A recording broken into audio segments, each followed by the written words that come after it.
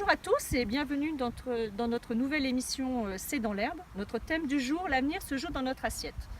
Alors que se déroulent les états généraux de l'alimentation, dont le thème est, rappelons-le, une alimentation saine, sûre, durable et accessible à tous, on peut se demander en quoi le thème de l'alimentation est-il si important. Donc là, je me tourne vers vous, Héloïse.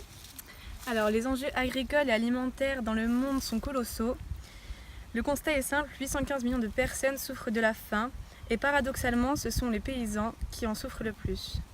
Aujourd'hui, l'agriculture est le premier pourvoyeur d'emplois dans le monde. C'est 40% de la population active, voire 50% dans les pays du Sud, et cela représente plus de 1,3 milliard de personnes. Les agriculteurs doivent vivre dignement de leur métier, donc on peut leur garantir l'accès à des moyens de production. Il faut mettre en place des systèmes alimentaires durables et responsables. Les questions fondamentales sont la préservation des sols, l'alimentation et le défi climatique. Donc on aura bien compris que cette question est essentielle aujourd'hui, mais alors comment on fait pour sensibiliser le citoyen? Là je me tourne vers vous, Fanny, qui est une militante associative. Le festival alimentaire est un événement international qui vise à faire comprendre aux citoyens donc les causes de la faim et à se mobiliser pour cette cause.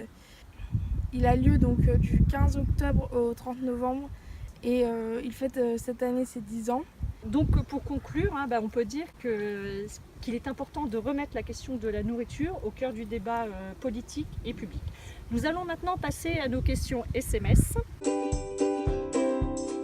Être paysan en 2017, c'est bien vivre son métier, c'est bien vivre avec son métier et c'est bien vivre de son métier.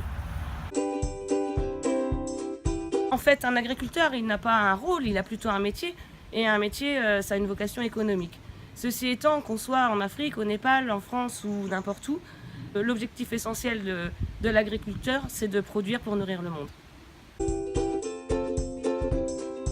Le changement climatique, c'est le climat qui se dérange, la fonte des glaces, la montée des océans. Il n'y a plus d'été, il n'y aura plus d'hiver, etc.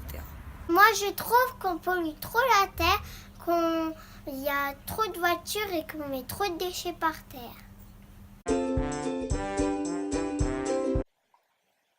Le droit à l'alimentation pour tous, c'est que tout le monde mange à sa faim dans le monde.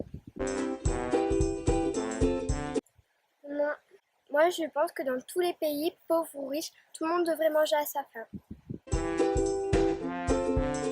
Oui, mais elle n'est pas assez bien répartie. Au lycée, on le remarque assez. Je sais qu'il y en a plein qui prennent des plats, par exemple, mais qui les finissent pas et qui jettent complètement. Ils devraient plus nous demander la quantité qu'on désire pour éviter de gaspiller. Il faut pouvoir consommer des produits de bonne qualité. Il faut avoir des bons biscottos et un bon cerveau. Et moi, je préfère quand c'est maman et papa qui font à manger. Ce n'est pas la solution, mais une façon parmi d'autres de redonner du sens à un acte par trop souvent consumériste. Le festival alimentaire, je n'en ai jamais entendu parler.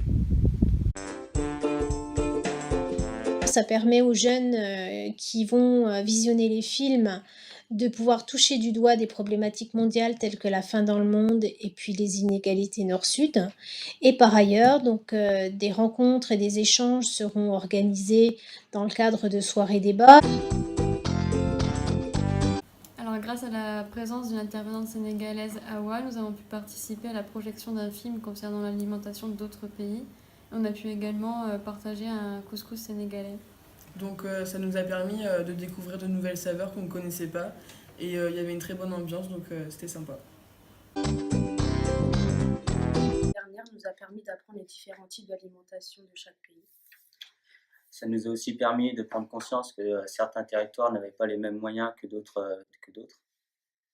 Alors, ça nous a permis de reconsidérer le travail des agriculteurs pour le développement de l'alimentation d'un pays.